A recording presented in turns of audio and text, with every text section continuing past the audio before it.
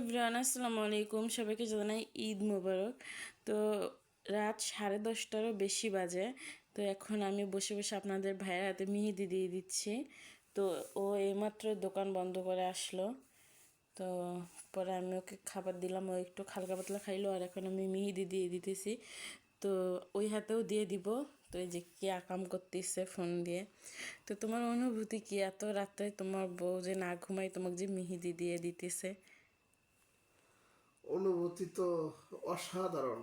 বলছা আমার কত সৌভাগ্য, আমার কত বড় কপাল গো।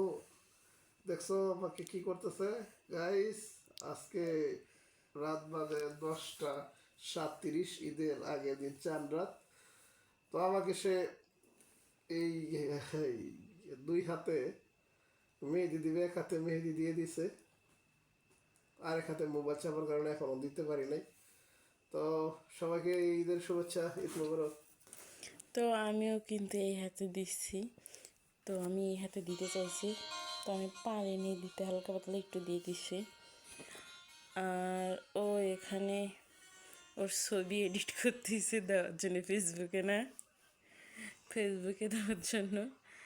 আর আমি এখন ওকে ওই হাতে দিয়ে তারপরে ঘুমাবো, আবার সকাল সকাল উঠতে হবে। তৌসিফ তাশরিফ দুইজনেই কিন্তু ঘুমাইছে।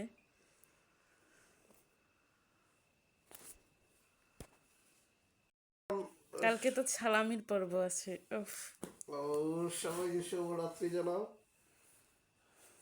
সবাই ভালো থাকুন, আল্লাহ হাফেজ। তারপর কালকে সালামি দিবা না? হুম।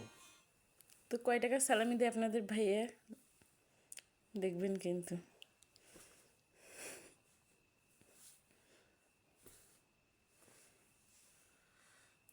ও জীবনের প্রথম আমার নামের অক্ষর আর ওর নামের অক্ষর একসঙ্গে ওর হাতে লিখে দিলাম, না?